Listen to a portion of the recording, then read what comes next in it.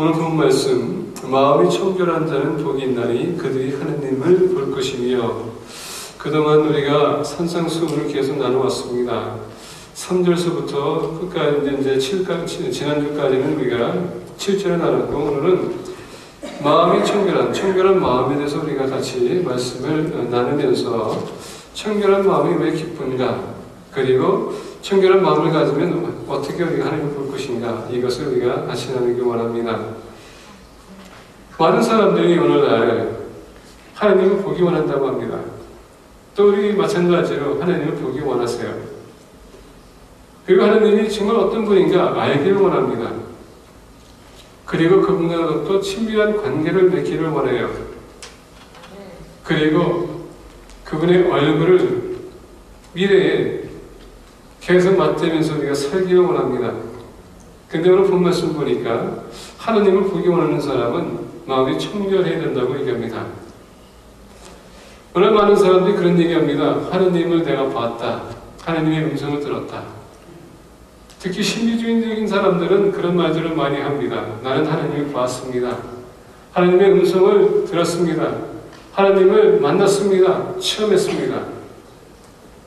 여러분, 어떻게 우리가 하나님을 볼 수 있을까요? 그거는 교리상 맞을까요?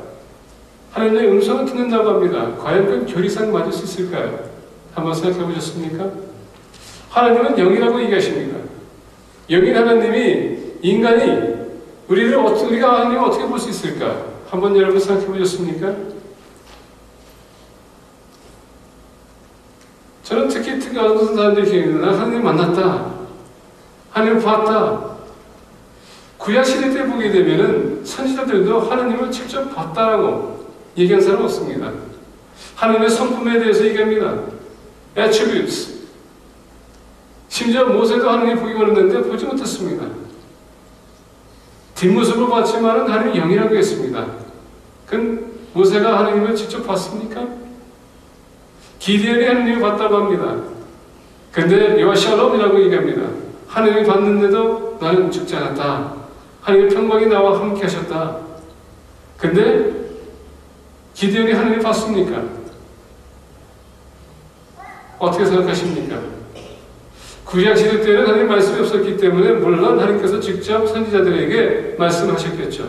그렇기 때문에 오늘 우리와 같이 이렇게 말씀이 있는 것입니다. 근데 신약에 와서는 그 말씀이 이미 우리에게 지어졌습니다. 그리고 우리가 하나님의 말씀 어떻게 들을 수 있을까요?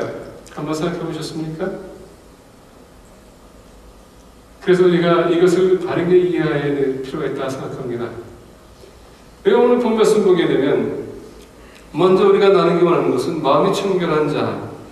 이 마음과 청결한 단어가 도대체 무슨 뜻인가 우리가 먼저 나누고, 그 다음에 마음이 청결한 자는 복이 있나니 그게 무슨 뜻을 의미하는 것이고, 그 다음에 하나님을 볼 것이며, 우리가 뜻을 보기 원합니다. 첫 번째 우리가 본 말씀 보게 되면 여기서 하나님을 볼 것임이라는 단어에 본다는 단어를 우리가 먼저 보기 원합니다. 여러분, 본다는 것은요, 뭔가 확실하게 현실적인 것이 있어야지만 볼 수 있다고 이렇게 표현합니다. 그래서 우리가 뭘 봤다고 했을 때는 우리가 지금 이석 선생님이 계시는데 제가 봤다, 여기 계시니까 본 겁니다. 현실적이에요. 확실합니다. 근데 하나님은 우리가 영이시기 때문에 볼 수가 없습니다. 그렇죠? 그럼에도 불구하고 우리는 하나님을 볼 수 있다라고 합니다. 그리고 또 하나님께서 예수님께서 무슨 얘기했냐면 너희들의 마음이 청결하면 하나님 볼 것이다. 약속입니다.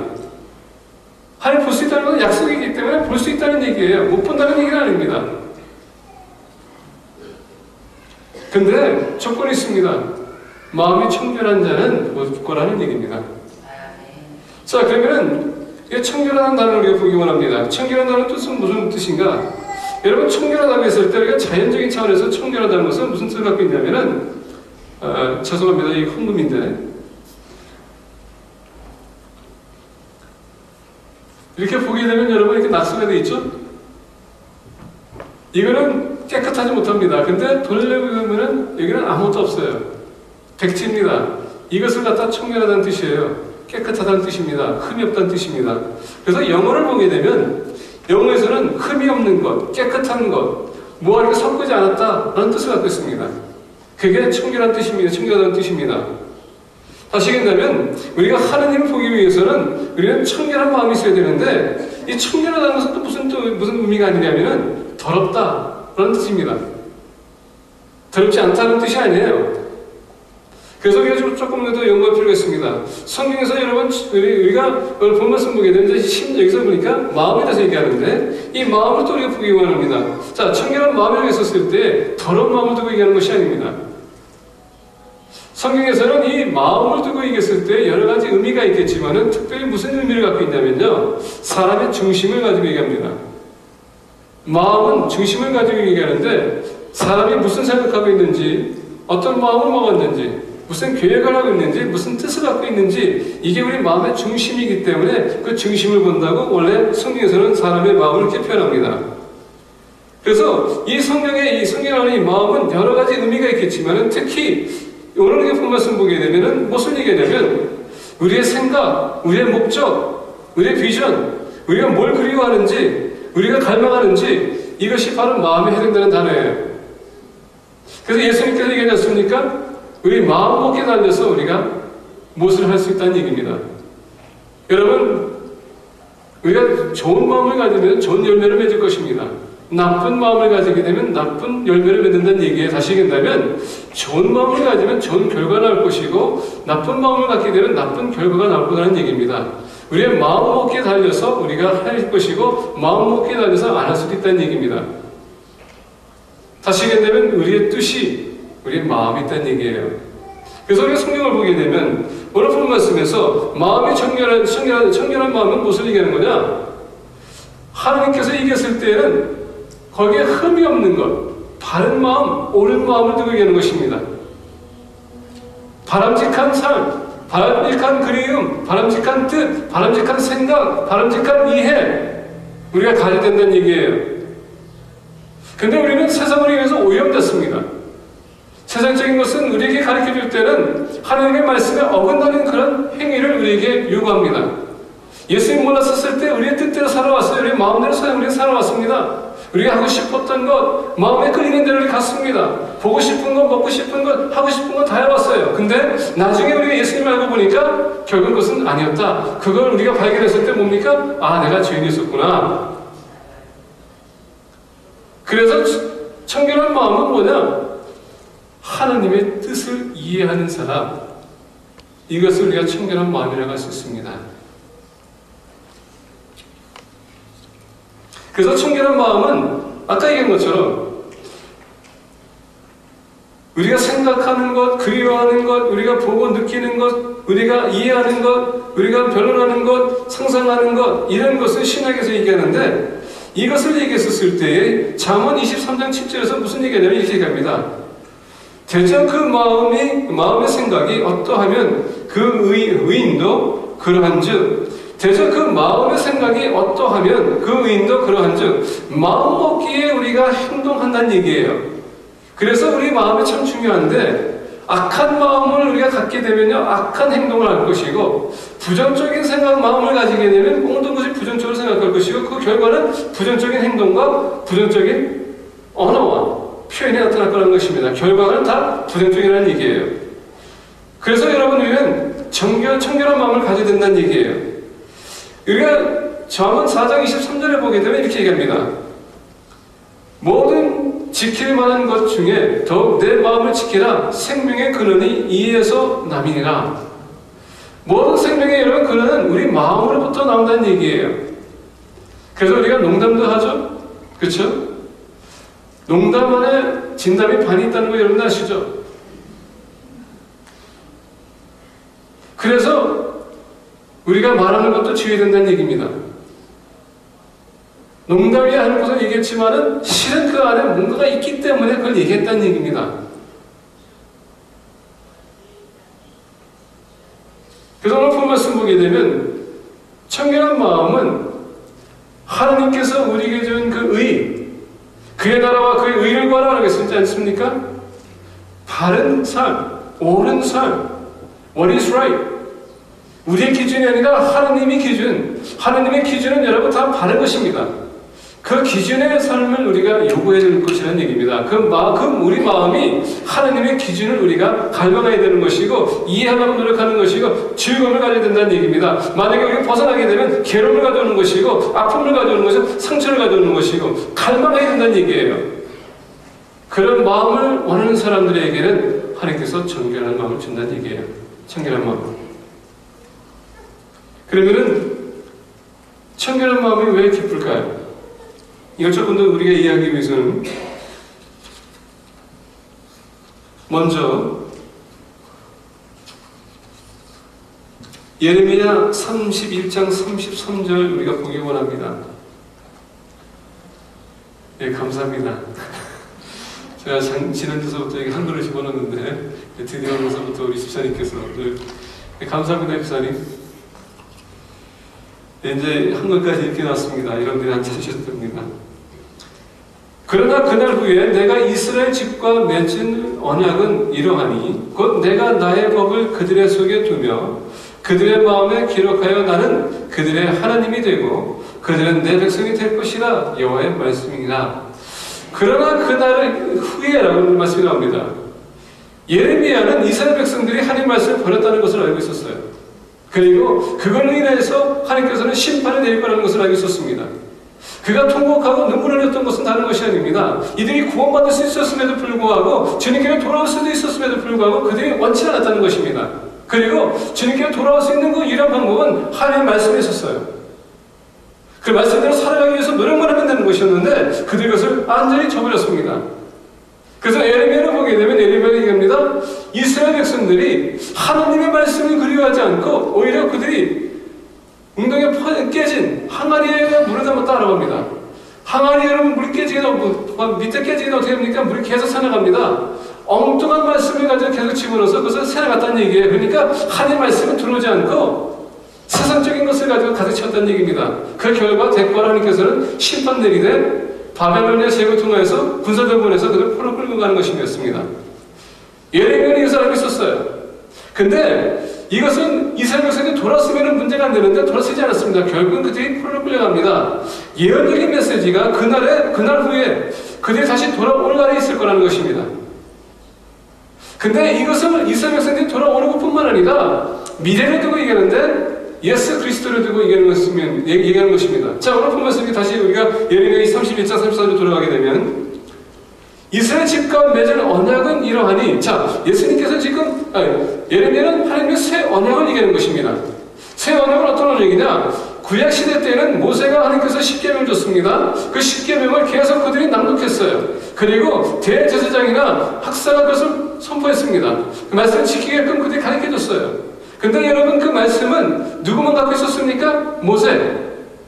그리고 학자들만 갖고 있었습니다. 어느 누구도 가질 수가 없었어요. 그러니까 말씀을 계속 묵상하면 문제가 안 되는데 말씀이 없는 사람들은 어떻게 됩니까? 계속 들었어야 됩니다.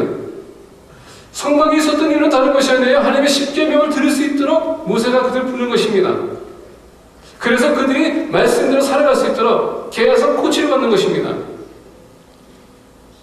근데 예레미야가 얘기한 것은 뭐냐면은 이 십계명이나 다시 얘기하면 또 십계명뿐만 아니라 635가지 법이 있는데 그 법을 알 수 있기는 어떻게 됩니까? 갖고 있어야 되는 없습니다.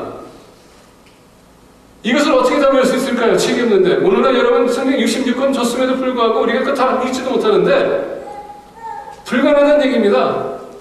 그러다 보니까 우리가 말씀을 벗어나는 것입니다. 말씀대로 살지 못해요. 하나님 우리가 의로 모르는 겁니다. 그러다 보니까 우리 마음이 청결해지는 것이 아니라 어떻게 됩니까? 더러워지는 것입니다. 그래서 오늘 본 말씀 보게 되면 우리가 예레미야서 32장 보게 되면은 이스라엘 집과 맺은 언약은 이러하니 곧 내가 나의 법을 그들의 속에 두며 그들의 마음에 기록하여 나는 그들의 하나님이 되고 그들은 내 백성이 될 것이라 여호와의 말씀이니라.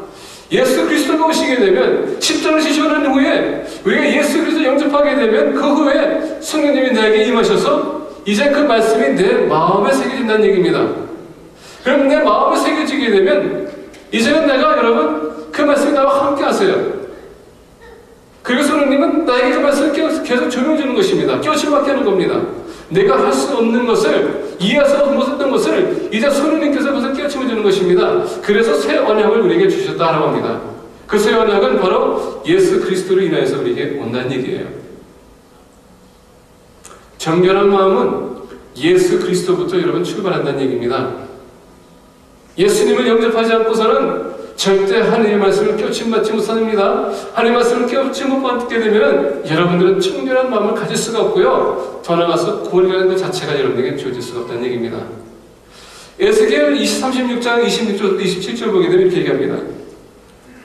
또 새 영을 너희 속에 두고 새 마음을 너희에게 주되 너희 육신에서 굳은 마음을 제거하고 부드러운 마음을 줄 것이며 또 내 영을 너희 속에 두어 너희로 내 율례를 행하게 하리니 너희가 내 규례를 지켜 행하지라. 자, 새 영을 너희 속에 주고 새 마음을 너희에게 준다라고 합니다. 죽었던 영혼들, 여러분들은 영적으로는 죽었어요. 근데 예수 그리스도를 영접한 후에는 어떻게 됩니까? 우리 영이 다시 살아납니다. 새 마음이에요. 그리고 성령님께서 우리에게 들어오십니다. 그리고 어떻게 됩니까? 그동안 하나님을 거부했던 삶, 원수되었던 그 삶이 예수님을 우리가 영접하는 그 순간에 깨지는 것입니다. 그리고 나는 새로운 피조물이 되는 거예요. 새로운 영입니다. 부드러운 마음이 생깁니다. 예수님 말씀대로 받아들일 수 있는 준비가 되는 것이에요. 왜? 말씀이 있어야지만 내가 의로운 삶을 살 수 있기 때문에, 청결한 마음을 가질 수 있기 때문에, 그래서 새 영과 새 마음을 주겠노라고 하나님께서 약속하신 것입니다. 우리가 고린도후서 3장 2절부터 3절 보게 되면 이렇게 얘기합니다. 우리 다 같이 2절과 3절을 우리가 봉독하겠습니다. 시작!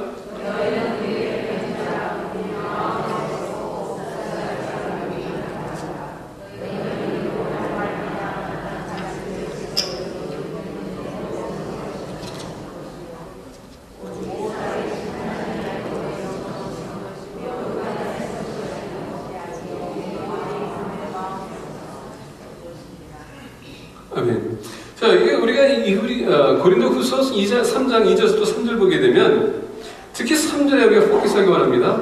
너희는 우리로 말미암아 나타난 그리스도의 편지니 이는 먹으로 쓴 것이 아니요 오직 살아계신 하나님의 영으로 쓴 것이며 또 돌판에 쓴 것이 아니요 오직 육의 마음판에 쓴 것이라. 자, 예수님께서 이 땅에 오셔서 말씀이 육신이 되어 우리가 거했습니다. 그렇죠? 그 말씀이 육신으로 우리가 거했고 그 다음에 인류에게 의로운 삶이 무엇인지 가르쳐줬습니다. 근데 우리가 의로운 삶을 살기 위해서는 어떻게 합니까? 예수님께서 돌아가시고 보혜사 성령님이 우리에게 와야 되는 것입니다. 왜냐하면 예수님께서 육신을 가진 한 한계가 있어요. 근데 성령님은 한계가 없습니다. 왜? 영이시기 때문에. 동시에 누구에게 다 들어갑니다. 그렇기 때문에 예수님께서 돌아가실 수밖에 없었습니다. 예수님은 공생일 때 예루살렘에 있던 그 제자 12명과 항상 같이 있었으면 물이 따르는 사람들에게 말씀을 선포했지만은 한계가 있었기 때문에 땅끝까지 복음을 선포할 수가 없었어요. 그래서 예수님께서 십자가를 지신 것입니다. 성령을 통하여서 그 마음을, 그 말씀을 우리의 마음판에 새기기 위해서, 그리고 말씀을 우리가 기억하게 하기 위해서 성령께서 우리에게 임한 것입니다. 근데 문제 아십니까? 말씀을 읽어야지 알지. 묵상해야지 알지.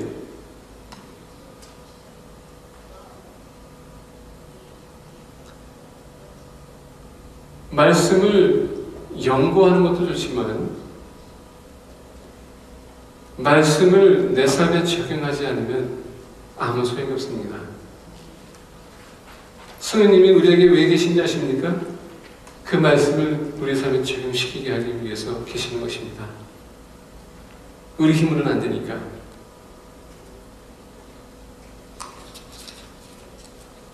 그래서 고린도후서 5장 17절에 보게 되면 말씀이 우리에게 들어오게 되면 여러분 옛것은 지나갔습니다. 우리는 주 예수 그리스도 안에서 새로운 피조물입니다. 새로운 피조물이란 뭡니까? 우리는 새롭게 이제는 탄생됐다는 얘기입니다. 그리고 창조됐다는 얘기예요.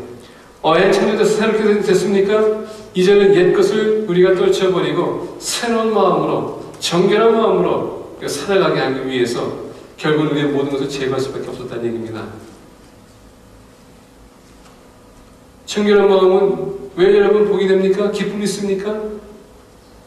예수 그리스도를 아는 그 순간에 우리의 모든 더러운 것이 한순간에 다 깨끗하게 씻어졌기 때문에, 예수님을 영접한 그 순간에 내가 죄를 고백하게 되면 어느 죄도 하나님께서는 다 용서하십니다. 용서를 구하는 사람들에겐 주님께서는 여러분 용서해 주십니다. 그것이 바로 청결한 마음이라는 얘기예요. 예수님 앞에 나와서 여러분 죄를 고백했다면 여러분 믿으실 게 있습니다. 확신을 가져야 돼요. 나는 용서받았다. 왜? 용서받았다는 그 마음이 없고 확신이 없다면 여러분들 주 앞에 나올 수가 없습니다. 왜? 하나님은 죄인들을 절대 만날 수가 없기 때문에. 죄를 고백해야 된다는 얘기입니다. 근데 죄를 이해하기 위해서는, 알아가기 위해서는, 인식하기 위해서는 말씀이 내 마음에 있어야 된다는 얘기입니다. 왜? 말씀이 기준이기 때문에. 말씀이 무엇이 바르고 아닌지를 구별할 수 있게 해주기 때문에. 그래서 그의 나라와 그의 의를 구하라고 했습니다. 왜? 의가 나타나게 되면 순종할 수 있기 때문에. 의를 알아야지 순종하지. 모르는데 어떻게 순종하겠습니까? 그러다 보니까 의를 모르는 사람들은, 그의 나라와 그의 의를 구하지 않는 사람들은 계속 여러분 죄의 삶을 살 수밖에 없는 것입니다.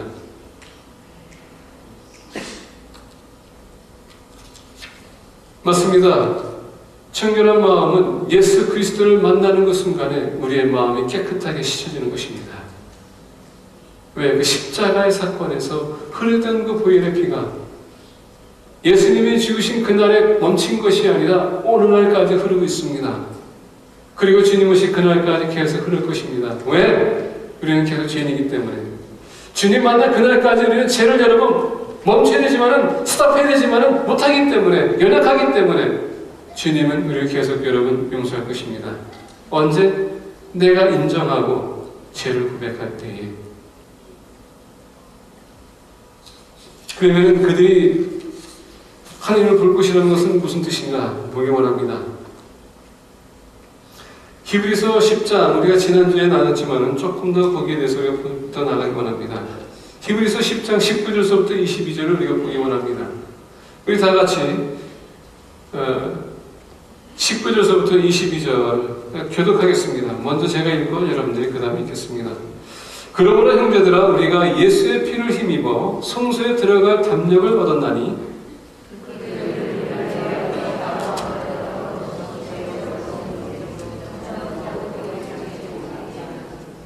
또 하나님의 집 다스리는 큰 제사장이 계시매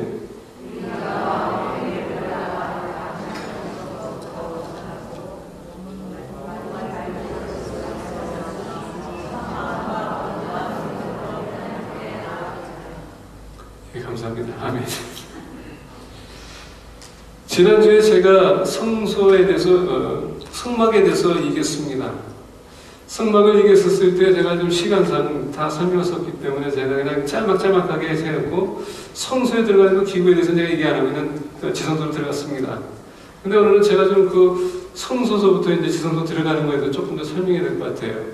지난주에 말씀드린 것처럼 우리가 성막을 보게 되면 항상 문은 동쪽으로 향한다고 했습니다. 왜? 구세주는 동쪽에서 오기 때문에.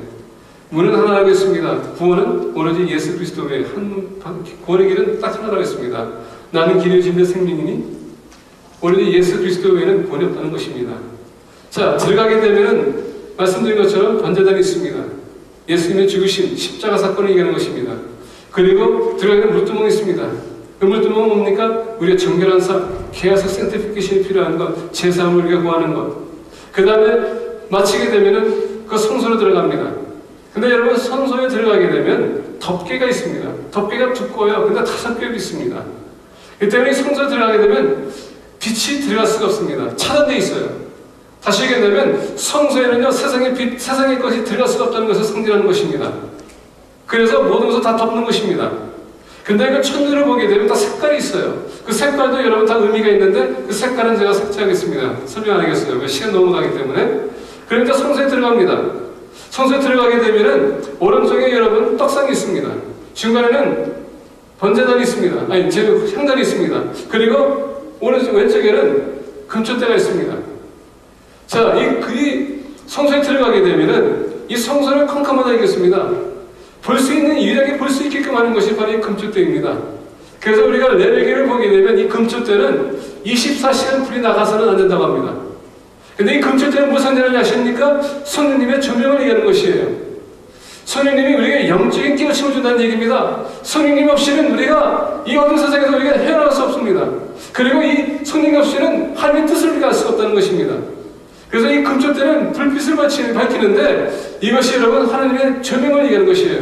자, 만약에 세상에 딱 들어가게 되면요, 들어가는 순간에 금초대가 왼쪽에 있다면 오른쪽에 떡상이 있습니다. 진설병이 있어요. 스테이크 2개 있습니다. 보게 되면 떡이 6개 양쪽에 있습니다. 12개예요. 12지파를 상징하는 것입니다. 그러면은 성소에 들어가게 되면 이 제사장은 그 떡을 먹어야 되는데 절대 손으로 그 떡을 만지면 안 됩니다. 그냥 고개 숙여서 먹어야 돼요. 근데 이 떡상을 보게 되면 이 떡상에는 태가 있습니다. 왜냐하면 떡을 먹다가 떨어뜨릴 수 있지 않습니까? 그러면은 이 받침이 있는데 이 떡이 부스러기 떨어질 때에 땅에 떨어지지 않도록 보호막이가 있다는 것입니다. 하나님의 말씀은 우리가 절대 다 땅에 떨어져서는 안 된다는 얘기예요. 우리가 다 섭취해야 된다는 얘기입니다. 그만큼 중요하다는 얘기예요. 근데 이 떡을 먹기 위해서는 금초대가 여러분 있어야 된다는 얘기예요. 성령의 조명 없이는 하나님의 말씀을 먹을 수 없다는 얘기입니다. 깨우침 받을 수 없다는 얘기예요. 우리는 왕같은 제사장이라고 했습니다. 왕같은 제사장은 하나님의 말씀을 먹고 살아야 돼요. 말씀에 깨우침이 없으면 여러분 우리가 살 수 없는 것입니다. 하나님의 바른 생활을 할 수 없는 것이에요. 그래서 제사장은 이 성소에 들어갈 때에 반드시 자기 자신을 점검하는 것이고 오로지 그 떡만 먹어야 되는 것입니다. 자, 하나님 말씀을 여러분 깨우침 받게 되면 어떻게 됩니까? 하나님 아는 것입니다. 그러면 창단에 가서 기도하는 것입니다. 창단은 하나님과 기도를 상징하는 것입니다. 아버지와 대화하는 것입니다. 자, 대화하다 보면 어떻게 됩니까? 이제는 휘장을 넘어서 이제 지성에 들어가야 되는데 휘장이 있어요. 이 휘장을 제가 좀 얘기하기 원합니다. 우리가 본 말씀 다시 돌아가게 되면 히브리서 우리가 돌아가게 되면 20절에 이렇게 됩니다. 그 길은 우리를 위하여 휘장 가운데로 열어놓으신 새로운 살 길이요 휘장은 곧 그의 육체니라. 휘장은 뭐라고요? 주님의 육체라고 했습니다. 예수님께서 십자가에 지실 때 여러분 성전에 뭐가 찢어졌다고요? 그 휘장이 찢어졌다는 얘기입니다.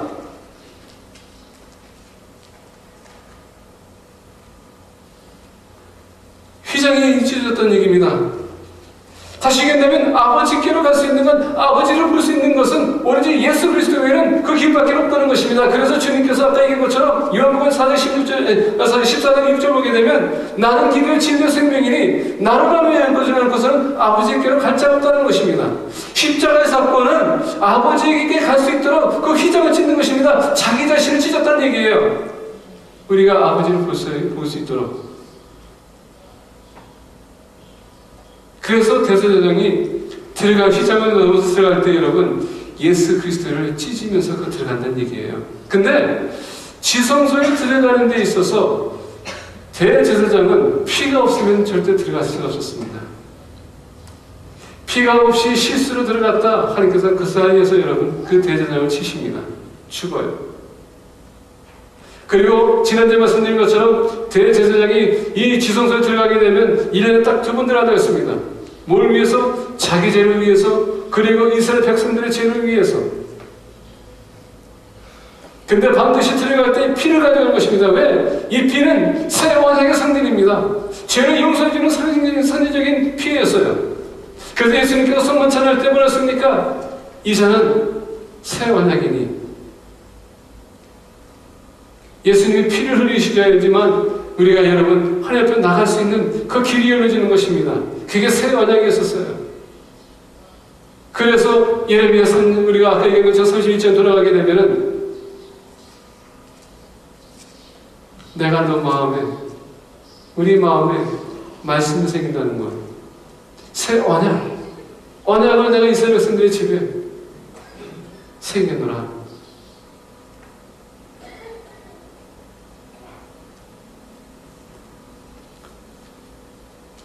디모데후서 2장 전서 2장 5절 보게 되면 중보자가 하느님과 사람의 사이에 중보자가 하나가 있다고 합니다. 그분이 바로 곧 예수 그리스도. 그분의 육신을 지졌기에 우리가 여러분 시장을 지나 담대히 주님 앞에 나가는 것입니다.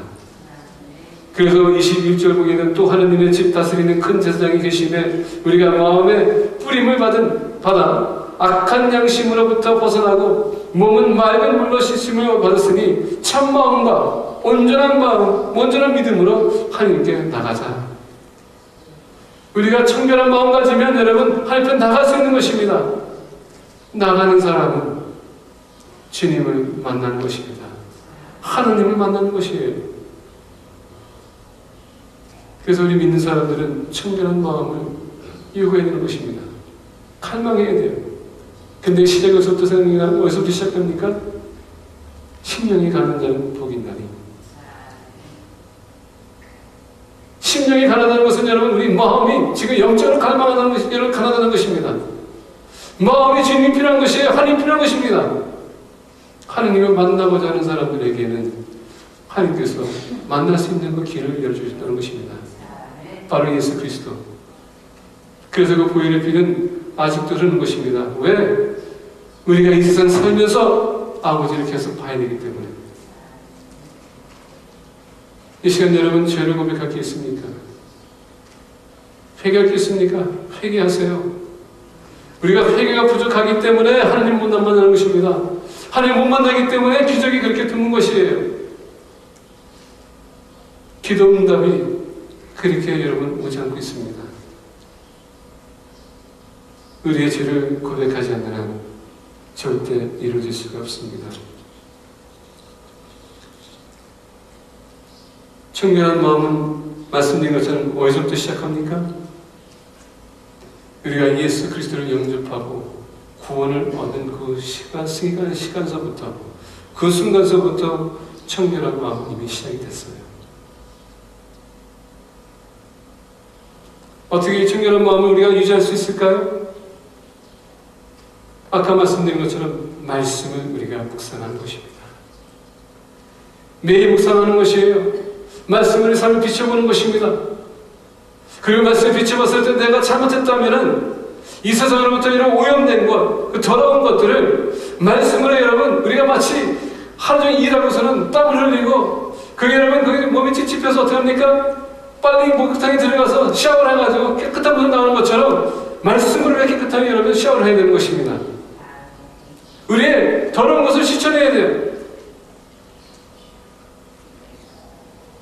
그렇기 때문에 말씀을 우리가 계속 묵상하게 되면 이런 세상의 더러운 것들, 세상으로부터 오는 유혹, 이 세상으로부터 여러분 이 악한 것들 우리가 구별할 수 있는 것입니다. 그런 것을 우리가 제거할 수 있어요. 근데 오해하지 마십시오. 말씀만 안다고 해서 여러분 아는 것은 지식적으로 아는 것이 아닙니다. 나의 삶에 적용이 된다는 얘기예요. 말씀을 적용하지 않고서는 내가 하나님 말씀 안다고는 말할 수가 없는 것입니다. 말씀에 대해서는 알 수 있지. 많은 분들은 말씀 연구합니다. 공부합니다. 열심히 여러분 시간 투자해요. 근데 거기서 멈춰서는 안 됩니다. 애플리케이션이 필요한 겁니다. 많은 분들 만나요. 기도 열심히 한다고 합니다. 좋습니다. 기도하는 거 좋아요. 1년에 성경 통독을 2-3번 한다고 합니다. 좋아요. 해야 되는 겁니다. 집에서 성경 공부한다고 합니다. 좋아요. 해야 돼요. 근데 삶의 행동이 없다면 여러분 그건 거기뿐이에요. 왜냐하면 로고스라는 단어는 살아서 움직여 역사하는 뜻이랍니다. 하나님의 말씀은 능력 있는 말씀이에요. 역사하는 힘이 있다고 합니다. 움직여야 되는 것입니다. 변해야 되는 것이에요. 그렇기 때문에 지식적으로만 알지 마십시오. 삶에 적용하려고 몸부림을 치시라는 것입니다. 두 번째로 청결한 마음을 우리가 유지하기 위해서는 우리의 죄를 회개하는 것입니다. 우리의 죄를 회개하는 것입니다.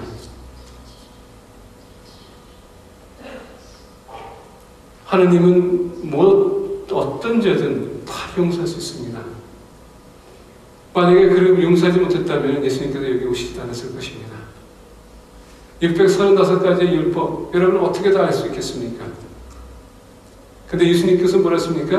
내가 그것을 폐하는 것이 아니라 다 이루려고 오셨다고 했습니다.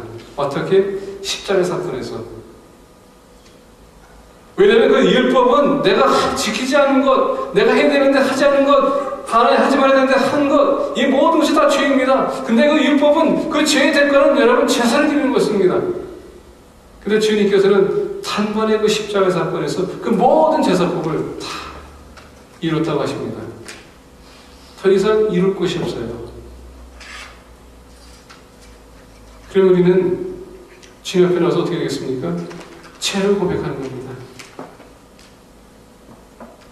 오늘날 우리 자녀들에게 얘기합니다. 얘야, TV 너무 많이 보지 않느냐? 근데 우리는 TV를 자주 봐요. 야, 좀 성경 좀 읽어라. 나는 안 읽어. 애들 보고 기도하라. 나는 기도 안 해. 컴퓨터 좀 그만 봐라. 우리는 봅니다. 애들에게 뭐 포르노 같은 거 보지 말라고 하면서 우리는 몰래 볼 때가 있습니다. 이게 다 여러분 죄입니다. 내가 누구한테 하지 말라 하면서 내가 안 하는 건 죄입니다. 그렇기 때문에 목회자가 더 마음이 무거운 것입니다. 여기 앞에 서가지고 여러분한테 이렇게 하십시오, 저렇게 하십시오, 하지 마십시오 하는데 내가 한다면은 제가 어떻게 됩니까? 모순이 되고 있다는 얘기예요. 근데 오늘 많은 사람들은 이렇게 하면 안 된다, 저렇게 하면 안 된다 하면서도 본인들은 가서 합니다. 그렇기 때문에 회개하셔야 돼요. 참으세요, 사모하세요 하면서 본인은 그냥 팍 터져.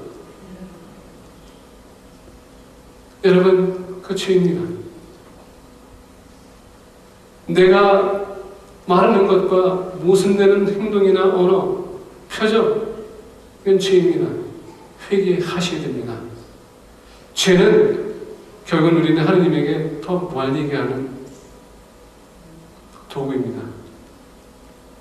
그 벽을 하나님께서 허물었습니다. 예수님께서 허물었어요. 그럼 우리는 더욱더 주님 앞에 가까이 나가는 것입니다. 그리고 무릎 꿇고 기도하는 것입니다. 죄를 용서해 주세요. 모순적인 삶, 가증스러운 삶, 내가 누구에게 밝힐 수 없는 그런 비밀스러운 그런 더러운 삶, 우리는 고백해야 됩니다.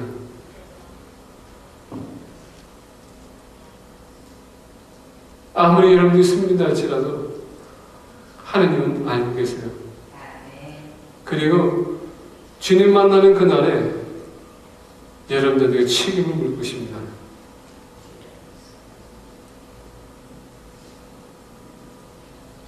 오늘날 하나님을 볼 수 없는 이유가 다른 것이 아닙니다. 그 죄 때문에, 바른 관계를 맺지 못했기 때문에, 마음이 더러워졌기 때문에, 죄가 투성이기 때문에, 말씀을 멀리 있기 때문에 하나님을 볼 수 없는 것입니다. 하나님을 보기 위해서는 이제는 여러분 우리가 사는 그 삶 돌아설 때입니다. 그리고 하나님의 뜻대로 살아가기 위해서 그분을 찾는 것입니다. 예배를 소홀히 하지 마십시오. 목장 모임을 소홀히 하지 마십시오. 전도하는 것 소홀히 하지 마십시오. 선교에 대해서 이런 소홀히 하지 마시고 기도하는 것 소홀히 하지 마십시오. 그리고 열심히 하는 사람을 비난하지 마시고 여러분들도 조금 더 열심히 나도 노력해야 되겠다. 그런 마음을 가지고 도전하시기 바랍니다. 그리하여 주님에게 발견되죠. 주님과 여러분 풍성교제, 주님을 바라볼 수 있는 그런 신앙생활을 이야기를 예수 그리스도의 이름으로 간절히 축복합니다. 기도했습니다.